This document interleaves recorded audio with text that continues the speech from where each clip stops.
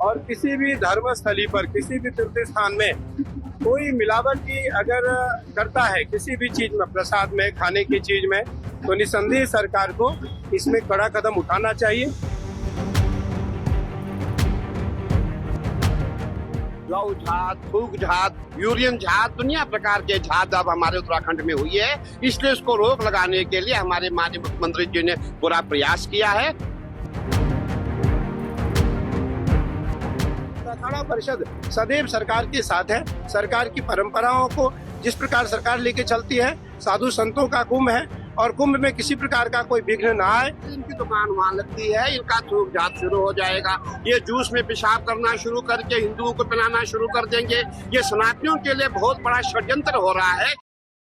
उत्तराखंड के मुख्यमंत्री पुष्कर सिंह धामी ने खाद्य पदार्थों में थूकने की घटनाओं को गंभीरता से लिया है।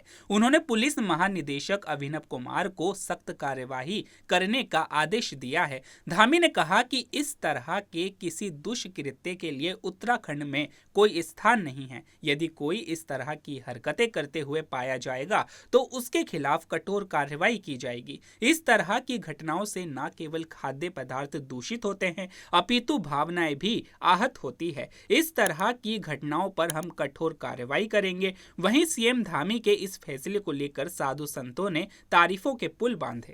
छलांग लगाता है, ऐसे पहुंच जाते हैं। कई घटना दुर्घटना हो, कोरोना काल हो, अनेक प्रकार के और है। और अभी कुंभ मेला 25 के लिए कोई भूखा नहीं जा। तो महाराज ने हमसे कहा कि देश भर के लोगों को, सभी जातियों को, आदिवासियों को अनेक प्रकार का हरिकृष्ण जी आवाहन कीजिए। कोई ऐसा संकट आता है तो मैं जितनी भी आवश्यकताएं होगी, चाहे रोज का 1 लाख, 1.25 लाख, 5 लाख तो भोजन भी दिलाना होगा। बिल्कुल, मुझे लगता है ये परंपराओं के साथ खिलवाड़ है और किसी भी धर्म स्थली पर, किसी भी तीर्थ स्थान में कोई मिलावटी अगर करता है किसी भी चीज में, प्रसाद में, खाने की चीज में, तो निसंदेह सरकार को इसमें कड़ा कदम उठाना चाहिए। और सरकार के साथ सभी लोग हैं, सभी भारत के साधु संत, भारत के सनातनी, भारत के धर्मावलंबी सब सरकार के साथ हैं।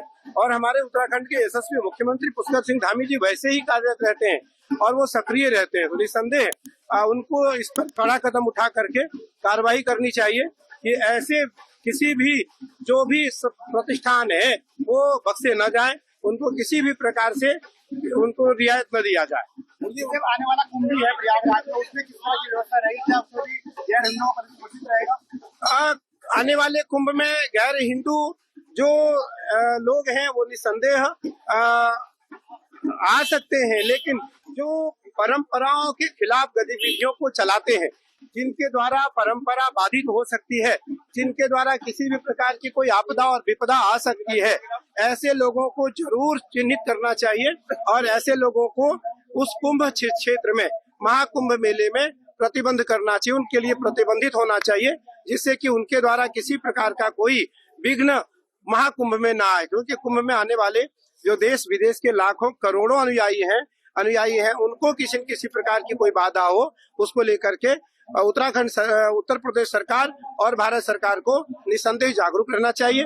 और अखाड़ा परिषद सदैव सरकार के साथ है। सरकार की परंपराओं को जिस प्रकार सरकार लेके चलती है, साधु संतों का कुंभ है और कुंभ में किसी प्रकार का कोई विघ्न ना आए, उसको लेकर कड़ी से कड़ी नियमावली सरकार और अखाड़ा परिषद को लानी चाहिए और लाएंगे। मुझे जिस प्रकार से ये केस में घटनाएं सामने आ रही है, संत समाज उसको कैसे देखता है, क्या करने जा रहा है संत समाज इसके लिए?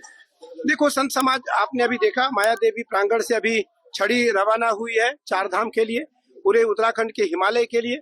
ये एक परंपरा साधु संतों की है और साधु संत सदैव इसमें अग्रसर रहते हैं और आगे भी अग्रसर रहेंगे। मुर्गी जो लैंड जिहाद है, थोक जिहाद है, एक तरह की परंपरा चल गई है। उत्तराखंड भी इससे अछूता नहीं रहा है, यहाँ भी ये घटनाएं सामने आई है। इसको लेकर देखो, इस पर कार्रवाई होगी। अगर ऐसा कोई भी आदमी है तो इस पर कार्रवाई होगी और कार्रवाई से आदमी बच नहीं पाएगा। ये बहुत अति आवश्यक है। आपने देखा होगा हमारे उत्तराखंड में, मसूरी में देखा होगा, जहाँ भी आप जाएंगे लैंड जहाज, लव जहाज, थूक जहाज, यूरियन झात, दुनिया प्रकार के झात अब हमारे उत्तराखंड में हुई है। इसलिए इसको रोक लगाने के लिए हमारे माननीय मुख्यमंत्री जी ने पूरा प्रयास किया है और इसके लिए हम जितने भी संत समाज है, जितने सनातनी है, सब माननीय मुख्यमंत्री जी को बहुत बहुत बधाई आशीर्वाद देना चाहते हैं कि इस पे रोक लगे। आपने देखा होगा कि जब भी हमारी चार धाम यात्रा होती है, मेरा ये कहना है कि चार धाम यात्रा पे भी जो है वहां भी चिन्हित किया जाए कि कौन गैर सनातनी है, कौन थूक जात और लव जात में शामिल है, उन पे भी कार्रवाई हो। अब आने वाला प्रयागराज में कुंभ भी है, उसमें किस तरह की भूमिका रहेगी अखाड़ा परिषद की, जो जिस तरह से ये लोग काम कर रहे हैं इस तरह से?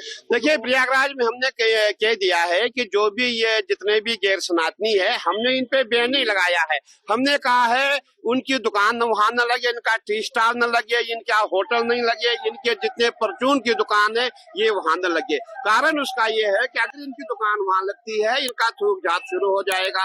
ये जूस में पेशाब करना शुरू करके हिंदुओं को पिलाना शुरू कर देंगे। ये सनातनियों के लिए बहुत बड़ा षड्यंत्र हो रहा है। इसीलिए इससे हमें बचना होगा और ऐसे व्यक्तियों को चिन्हित करके पुलिस के हवाले करना होगा। इन पे सख्त कार्रवाई होनी अति आवश्यक है।